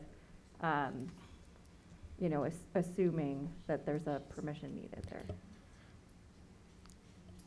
I don't know about the process on that. I suppose I would leave that to someone else. What I will say is I'm kind of getting to the same effect, would be that any sort of project or agreement would have to come to council for comment and final vote. So if we show up next month with the contract to build a fire station, you'd all have to vote on it. So yeah. So in terms of the resolution, I can't quite say what that process is like. I think clarifying that in the resolution as well would be useful, right? Because I think for some of us who are appreciate having things in writing, I think that would be beneficial, right? Because then we're getting caught up in these like what ifs, right? Which is, I think, valid, right? Again, that's part of our job is to ask those questions. And so clarifying either by saying it is not intended for this purpose, or clarifying to say any, Braden, you said it really well right now, but unfortunately I can't repeat it right back to you, right? But just clarifying what kind of the restrictions are that have been discussed related to the concerns of council members, I think could be impactful from my perspective at least. My concern about putting that prohibitive language in is what happens in our 23-24 budget, and you decide as a council that you want to use the CDBG funds for that. Now we've eliminated it. So I would be a little concerned about putting that in at this point, knowing, logically, there is no way we can build a fire department and pay for a room that was mentioned last week by February. So, yeah, and I hear that, right? And I think this might be an example of where this needs to go back to the committee of the whole to fine tune that language, right? Because it might be something we can't just do on the fly. But I think because we do want to keep the options open for future uses, but what I'm hearing, and I will say for myself, is discomfort with the idea of this funding that is meant to benefit our low to moderate income areas of Urbana. Mhm, And there are lots of different ways that that can be beneficial, but because the fire stations is something that, falls into our capital improvement plan, there's a larger discussion around how that should be funded. The idea of shifting funds to that, even though I understand, I'm hearing, right, that that's not the intent and is not feasible, that perception is still there, right? So clarifying that that is not the intent of this funding and that it will not be used for that purpose provides an opportunity to move this forward without, having to go back and saying, we don't like this category, let's pick another one. So how would you define the fire activities? Like, we have given a variety of ways that it can be used, such yeah. as medical Right, equipment so or. it could be like maybe non-construction related costs, or like Braden said, saying any, proposals that relate to fire activities need to come back in front of the council for approval, right? I think actually that's probably a better way of doing it. But I think just providing that clarification, so that it opens it up in a way that might allow for quicker spending, but also offers a process that doesn't just say, we're not gonna add that piece in. That would be my suggestion. I think we can get at that by focusing on the resolution, and then you can separately direct staff to come back with any proposals related to fire activity, whether it's medical equipment, whether it's outreach to the neighborhoods, whether you have another family fire prevention and education day like we had yesterday, that you could direct staff to come back to you for approval with any fire-related activity. Would that work for you? I think having things in writing is beneficial. I think that there's been confusion even when things have been put in writing, so making sure it's in the resolution in the correct place is important to me. We can put that language in the resolution? Would that work? I think that if I heard Jaya suggest keeping it in the committee of the whole, we can work on whatever amendments would be appropriate to capture what you're trying to capture, and we can bring that back. How does that work timing-wise? That will delay by 2 more weeks. Right, and I think timing-wise, that would be okay. I would have to check with our head rep to see, because it's changing the amendment. So I'd have to make sure that we don't have to start that process over again. I think the point would be that we wouldn't change the amendment, but we would capture in the resolution the intent of council. We're accepting the broad change to the plan, but we're basically putting a footnote. But for us, the Urbana City Council, we're taking some things off the table, but the plan is being amended the way it had been noticed and brought out to the public. I think we can probably accomplish that if you give us a little time. And we could also do a special council meeting. Well, we could, if you want to keep it in the committee of the whole, you have to send it back. So we can just bring it next week. I need to that's say okay. something before we talk about closing off discussion for this Okay. right now. Go ahead, Sharice. Thank you. Personally, I love my fire department that's right around the corner from my house and has come and taken care of my mother twice, including calling paramedics for her. And that's the kind of service that my neighborhood gets from our fire department. I don't have a problem with my fire department, which is also in the CBDG area that we're talking about. And it's also one of the fire stations that we're talking about rebuilding. I think that we need to be careful about any language that we put prohibiting anything, because the way I'm understanding all this, and I don't know, I think I just kind of caught on to it maybe more quickly than others. Should a water main or something get a break at my fire station, then that would mean that we would not be able to use CBDG money to fix it. Am I correct in thinking and putting it that way? If we add restrictive language in the resolution, potentially, I mean, like I said, we would work with Dave and Carol on getting that language in there, but yes. But the way it is now, It could impact it. it could actually impact any kind of construction that might be needed in between time that could also interrupt the service that comes to my neighborhood. Am I correct in thinking that? Actually, So that's why I'm not really for restrictive. If you, I'm not for restrictive language. We can talk about maybe something and more specific, but I have to think, I'm thinking in terms of my ward and how our fire station serves my ward. Grace, I think the other fire station is in your ward. And I'm thinking in terms of how my ward would be affected based on minutia with this. And I don't want my firehouse, the firehouse on Lincoln Avenue is cramped, it's old, or we wouldn't be talking about rebuilding it. And should something happen that we need certain equipment or anything like that, that would, where this funding could actually help to supplement any kind of something that would happen, I can tell you, I will be resentful about, there being restrictive language placed into a resolution when, as before, right now, it would be, they would be able to use that funding.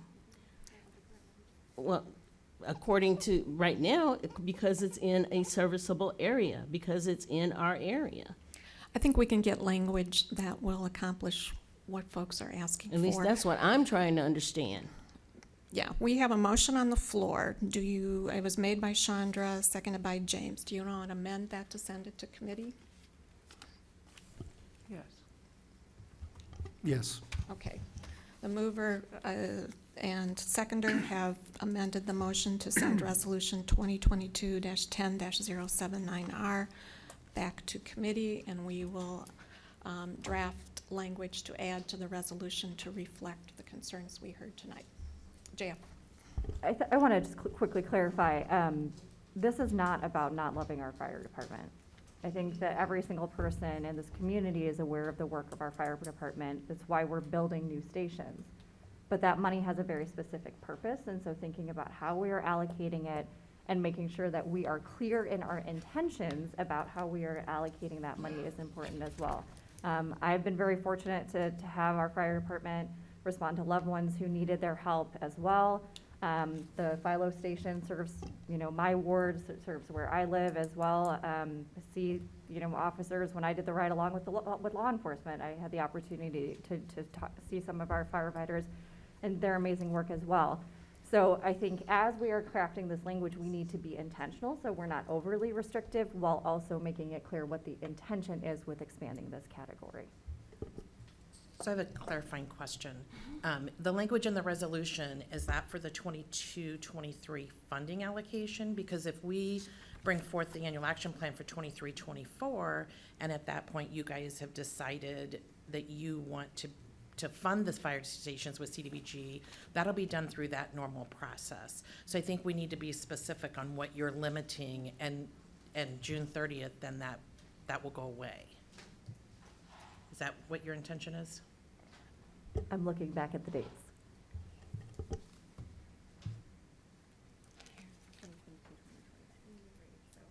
You're talking about just this year? Right.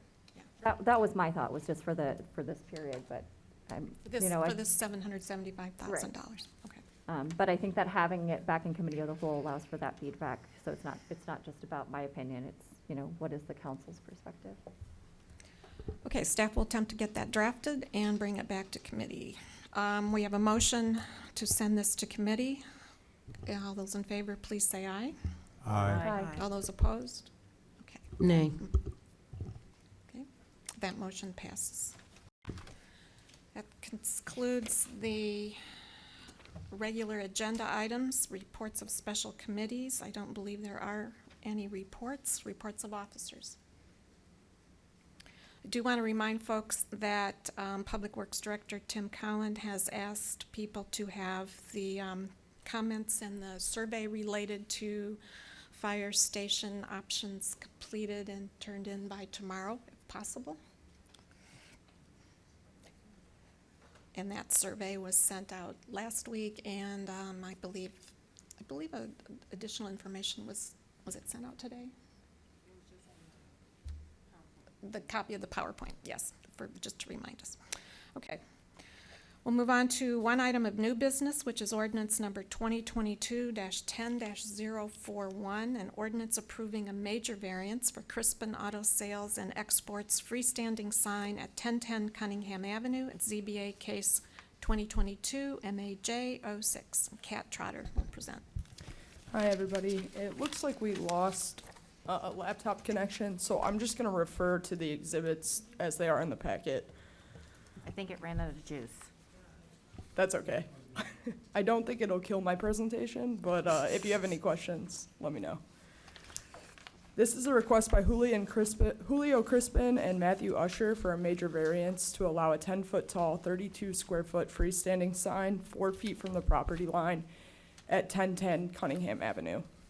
At the September 21st, 2022 meeting, the Zoning Board of Appeals voted unanimously to forward this case to City Council with a recommendation of approval, with the condition that the sign would generally conform to the submitted site plan. Staff finds that the case meets the variance criteria and therefore concurs with the ZBA recommendation of approval. So if you're looking at the location map, the property is located on the east side of Cunningham Avenue, north of Kerr Avenue. The applicants purchased the property earlier in 2014. It was formerly a gas station and is now the Crispin Auto Sales and Export Shop. The business does not have a freestanding sign. There is a small wall sign on the building, which is about 90 feet from the front property line. The requested variance would allow the applicants to install a 10-foot tall, 4-foot by 8-foot freestanding sign 4 feet from the property line. The zoning ordinance requires freestanding signs to be at least 15 feet from public rights-of-way if the sign is taller than 8 feet. The sign would be 4 feet from the public right-of-way on the east side of Cunningham Avenue, so a variance is required to allow the request. And if you're looking at the zoning map, the property is zoned B3 General Business. The adjacent properties are also all zoned B3, and the adjacent properties across Cunningham Avenue to the west are zoned B3 and R3 single and two-family residential. Nearby are other auto sales and service shops, a motel to the north, and an HVAC service business to the east. Oops. So there were also some site photos in the staff report. The applicants request the variance to reduce the required setback of the sign as there are obstructions on the adjacent properties that block the visibility of Crispin Auto. The neighboring property to the north has a 4-foot tall fence and sign that encroach into the required front yard, and the property to the south has a building and a sign that encroach into the required front yard. When traveling north on Cunningham Avenue, the existing encroachments block the visibility of the site and building. The applicants state that there is currently a safety issue because customers trying to enter the site are frequently unable to see the property until they've already passed it. The applicants request a reduction in the required sign setback from 15 feet to 4 feet to increase the visibility of the sign and site for people traveling along Cunningham Avenue. The sign would be smaller and shorter than the maximum area and height allowed for a sign in the B3 zoning district. Staff finds that the variance meets the 6 variance criteria. I'll summarize those real quick. A permitted sign 8 feet tall and 8 feet from the property line would be visible to people traveling north on Cunningham Avenue just a few seconds before they would approach the site, which creates a safety issue for customers entering and exiting. The variance would not serve as a special privilege, as there are neighboring properties to the north and south that have signs, fences, and buildings that encroach into the required front yard and block the visibility of the subject site. Much of Cunningham Avenue was developed before the current sign regulations were adopted, so there are several legal nonconformities along the corridor. As a result, the subject property is blocked by structures encroaching into required front yards to the north and the south. As I've summarized pretty much to this point, the situation was not created by the petitioner. There are several legal nonconformities along the corridor. And the encroachments are blocking the visibility of the site and any potentially conforming sign. And because of that, the variance will also not alter the essential character of the neighborhood as there are neighboring legal nonconformities.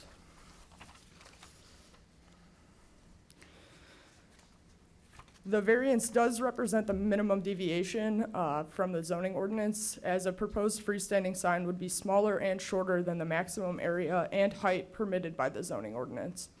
The sign post will be 8 feet from the property line, and the edge of the sign frame will be 4 feet from the property line, which is where that variance is derived from. So a variance is required. And that's, if you're looking at the site plan, that's where those measurements come from. Just to quickly summarize the Zoning Board of Appeals meeting, and the minutes were also included in the packet.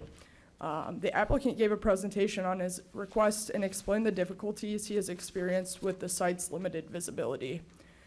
He showed a video of a vehicle traveling north on Cunningham Avenue, highlighting the lack of visibility for a conforming sign on the site, and prevented information on safe stopping distance required for a vehicle traveling 40 miles an hour. 3 people spoke at the meeting, all in favor of the zoning, or of the variance.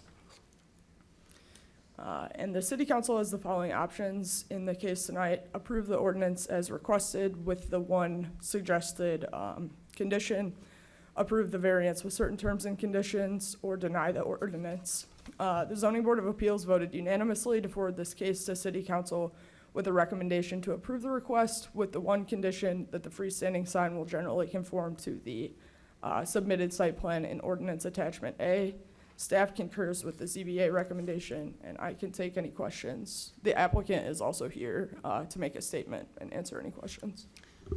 Let's have the applicant's statement first. Sure. Mr. Usher, Mr. Crispin, or both? I can start with greetings. Thank you guys for having us. This is Could you introduce yourself, please? Yes, my name is Julio Crispin. I'm the owner of the business Crispinato. We've been now doing business in Urbana for about 7-8 years. We originally rented the property as it was owned by a small LLC out of Chicago.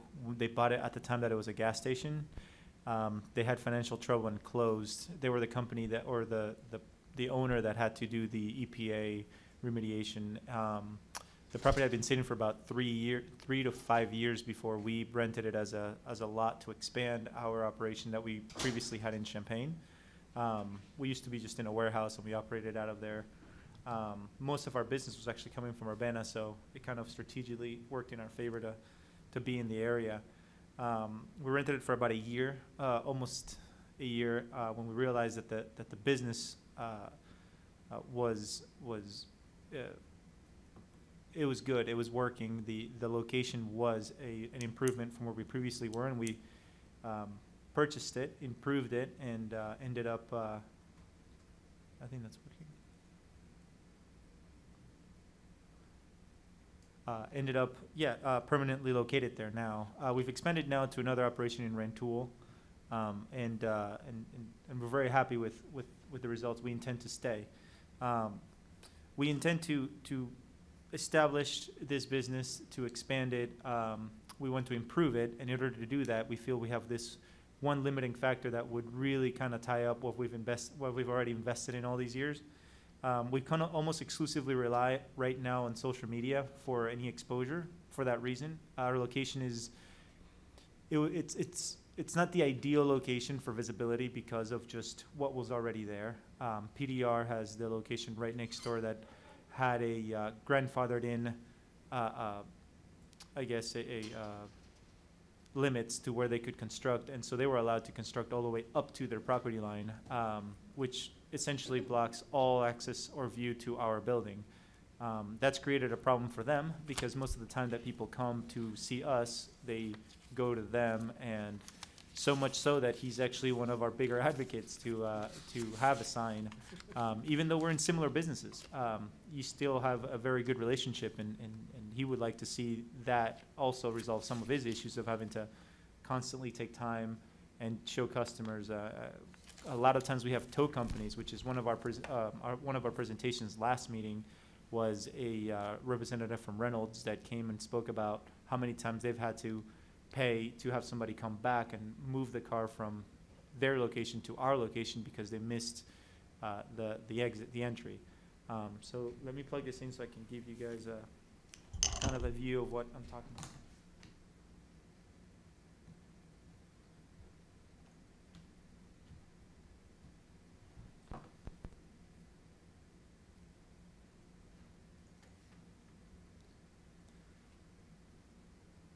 Okay, so these were pretty cool. We found these out of a previous Google history on the location, like Google Maps history. This was the gas station when it was, thriving at the time. I think it was a Clark, and then it changed. It looked like I can't remember what name this was, but it's changed a couple different names since. But it was great. It had a lot of traffic, pumps. I mean, I when I saw this picture, I was kind of amazed that they fit all this in that tiny lot, but it worked. It was a success. And then I think it happened in 2008 or so, or 9, where it closed. They essentially went bankrupt, paying for the DPA remediation.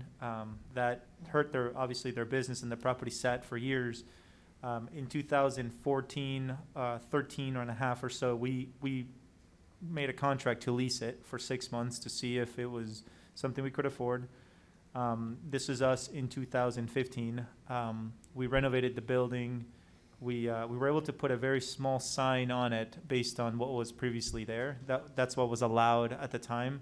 If you see previously, they had these other elements to be able to be visible to street traffic, and see this building here. You can tell it's even about as tall, if not taller, than the freestanding building that's carrying the name.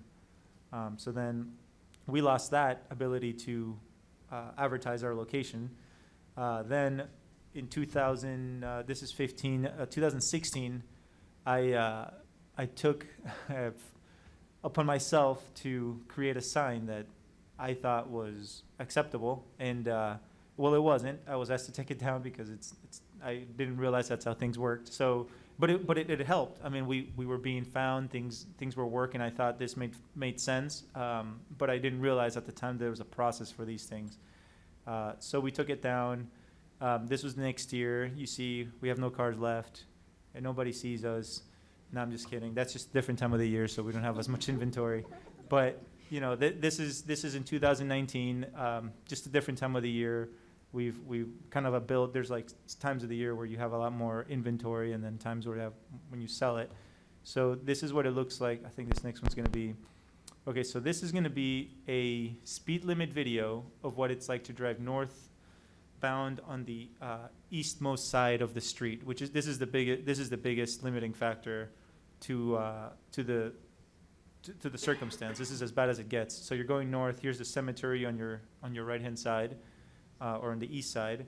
You can see the sign of PDR, the yellow sign, which to us we can see it at about 1,053 feet away. That's about as far as we can stand from that sign and still make out that it says PDR. So here you guys can just see what it looks like. This is 40 miles an hour. This is the speed limit. And then I'll let you guys know when you pass it because it's easy to miss. Yes. Well, you're not supposed to see it, right? It's not helping my case. But, okay, so the sign that's currently there, so we put that little sign there, right? So that sign there is where it's allowed to currently be. This would be the allowance if at the current standards that are set. Now, this distance here from here to when the first time that you see it, if you guys would agree with me, would be around here, right? This is the first spot where you can see that there is a complete sign there. This distance is 130 feet. That is the distance you have from here to the driveway. We kind of made a really simple presentation or data sheet of a skid distance that is necessary to come to a stop at 40 miles an hour. If you were able to, this is from a sports car too, if you were able to like completely, take advantage of every possible factor of friction, you would come to a stop at 117 feet, and you'd be able to pull in with a 15 feet to spare. right? That sounds generous. However, if you take other things into account, like GPS fixation or the phones, of course, and all the other elements that are also affecting your attention span, your bandwidth, it's almost impossible to get it the first time. And of course, then you take elements like wet and snow and all those things, and it just makes it catastrophically worse. So this is the skid distance. This is also this is assuming that you're literally stopping to a full stop, and you have all these cars behind you that also now have to acknowledge that has happened without getting any kind of notice that's going to be the result. So that gives you a 2.2 second time span to be able to see the sign and come to a complete stop. This is just shows what our clients would be going through at worst case scenario. Best case scenario, you have a very effective GPS, things are working in your favor, all those things, but usually that's not how it works. People are looking, people are driving, they're trying to do 2-3 things at once. It has already been a safety factor that they end up either at the wrong place, or they kind of pull into a place and then realize that's not the place, so then they pull back out. Then you get this accordion effect of everybody slowing down and speeding back up, then slowing down again. So that kind of shows you our point of view of why this is essential to us, to our business. This here is the neighbor, the owner. His name is John Marshall. He's the owner of PDR. He's been established now. I'm sure you guys have at least heard of PDR at this point. He says, "Hello, my name is John Marshall. I'm president of PDR Automotive." He's located at 1008 North Cunningham Avenue. He said, "I have been president for this location for more than 20 years. Our neighbors directly to the north, Crispin Auto, is applying for a variance for signage. I personally think that them getting a new sign is not only beneficial for them, but also for me. We have multiple customers pulling into my lot trying to locate Crispin Auto. The visibility is poor due to a setback of the building.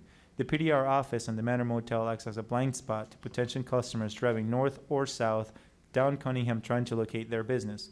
Obviously, any increase in business is an increase in sales tax, which is good for the city. Thanks for the time and consideration on this matter. John Marshall." The text thing, I didn't say that. That's not me. I just thought he probably thought you guys would like to hear that. I'm not playing that. That's not one of my arguments here. So to kind of sum it up, we are a business, so our main focus here, aside from being financially self-sustaining, we also want to succeed. Fortunately for our success and for the city is that our success in a tight-knit community is synonymous with good business. Integrity and accountability, which are the things that are kind of inevitably necessary for a small town. Visibility is not essential for businesses that are planning to change their name or move to a different location. We are established here. We are planning to stay. Part of us to be able to grow, it requires us to invest in our current infrastructure. Urbana, Champaign, they're growing cities in different ways, but this is the location where people go search for vehicles. This is kind of like the used car avenue, right? We have a small area where we can take advantage of the real estate and the exposure. We need every bit of it. And right now we have even with a small amount that we have that disadvantage of signage. I don't think it'll change at all what it looks like to look down Cunningham Avenue. There's almost every location that is down Cunningham Avenue has signs that are either up to or very close to their property line. And we don't even need all the way up to the property line. We were suggesting 4 feet because we also want to take into account customers that are driving out of our location. I want them to be able to see east-west or north-south before they exit. So I really think that 4 feet setback and a 10-foot height will have no effect on visibility as customers enter and exit. I think. Let's see.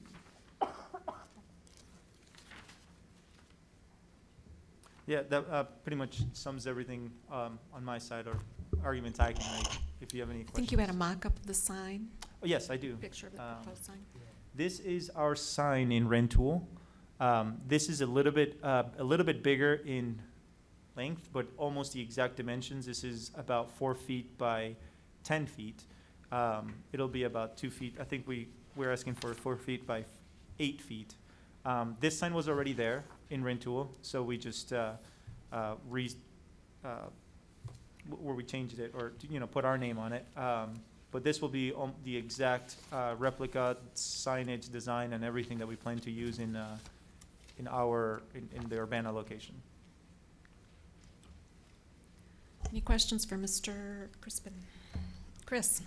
What is the company that's making the sign? We haven't yet established the vinyl sign will be a company out of Rentoul that made this sign. American Dow, or Sorry? is it American Dow? No, it's not. It's where Corky's Okay. is. They have their own signage guy. He kind of does it. He's retired. And that's what kind of does as a retirement. I guess he didn't retire, but that's what he does for a living. Okay. Mary Alice? I just want to say thank you for moving your business to Urbana and continuing to do business there. Really, this is probably the best presentation I've seen in 5 years. Wow, thank you. So thank you very That's how much long we've for been all here. of the work that you put in. Thank you. And it really outlined it very clearly. I appreciate that. Thank you. Grace? Thank you. Yes, thanks again for joining us and for the staff presentation. I definitely understand the issue of not seeing it there. I drive by there a lot, and I have to say I see PDR in the motel and my favorite curry place there, and didn't even see you back there as Crispin. So I definitely understand the need for the sign, and I can see how it would be hard and dangerous for people to pull in all of a sudden slamming on their brakes, because that's not what we want in the middle of a busy street. So I definitely understand some of those challenges. I was wondering on the site plans, I'm trying to make sense of the site plans where I'm not understanding where it says pole, and then on your pictures, I see a pole that's like across the sidewalk, right? Yeah, I think this picture will probably show you. Yes. So you see this pole. Let me see if I can zoom in. There we go. So this pole here is a light pole already existing from. That's just a street sign or street lighting.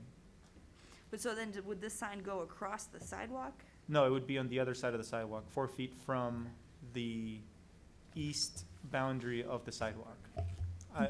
Is that correct? Yeah, the front property line runs pretty much adjacent to the sidewalk. The post will be 8 feet from the sidewalk, Oh, so and on the site edge of the plan- sign will be 4 feet.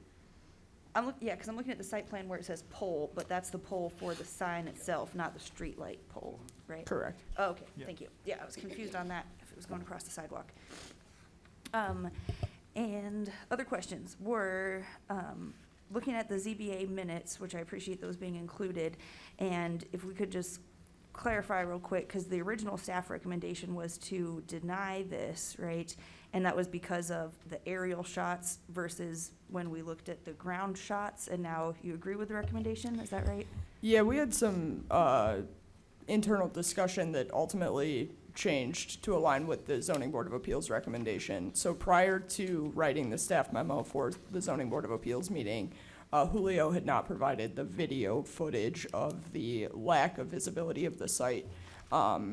Obviously, I mean, Julio gave a great presentation tonight, and we learned a lot about the site and its lack of visibility during the Zoning Board of Appeals meeting. The Zoning Board of Appeals felt the same way and recommended approval, and staff felt that it was appropriate to align our recommendation with theirs.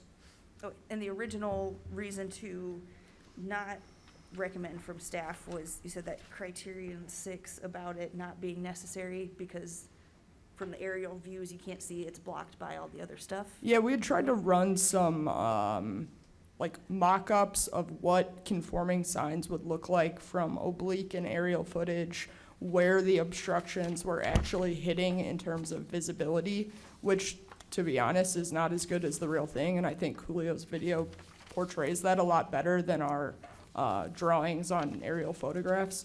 As you would see in the Zoning Board of Appeals staff report, 3 criteria were substantially met, 2 were neither met nor not met, and then 1 was not met.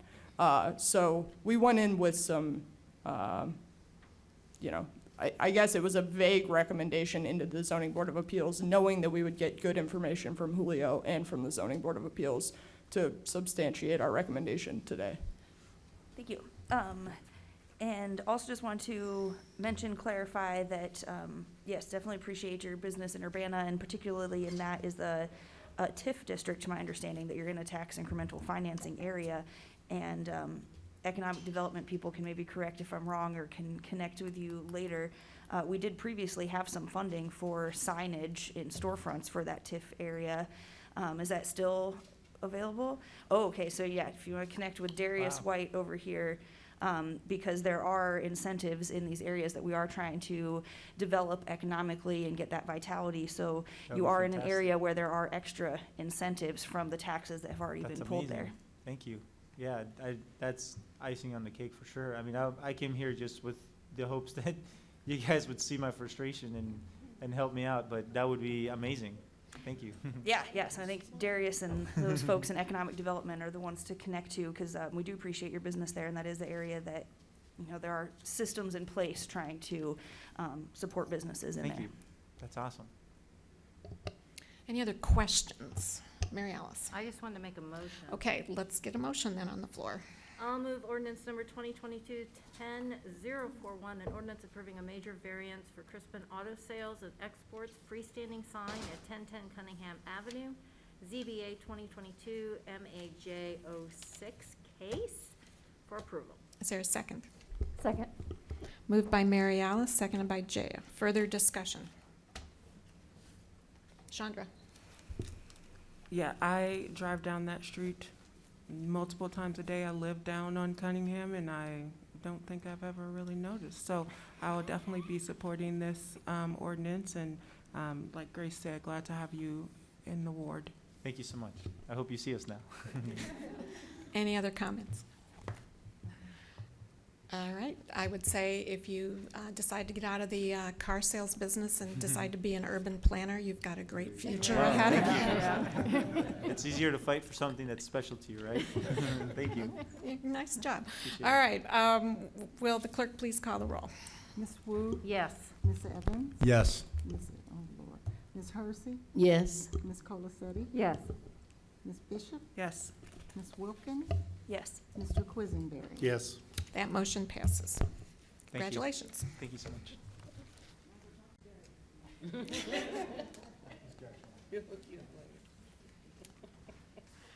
Last item on the agenda is I'll need a motion to go into closed session to discuss personnel issues pursuant to 5 ILCS 120/2C1.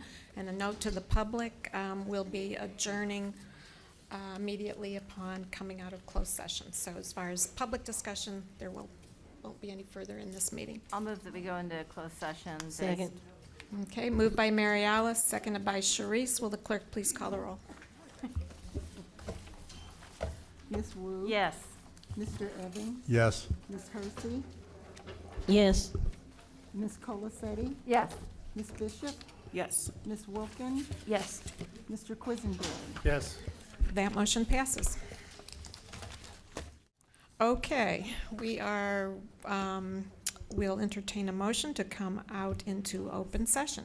Move to come moved. out of open session. Well, I'll second. Moved by Sharice, seconded by Mary Alice, and with no further business before this. Oh, gotta vote. Oh, we do have to vote. Will the clerk please call the roll? Ms. Wu? Yes. Mr. Evans? Yes. Ms. Hersey? Yes. Ms. Colacetti? Yes. Ms. Bishop? Yes. Ms. Wilkin? Yes. Mr. Quisenberry? Yes. That motion passes. And with no further business, we are adjourned.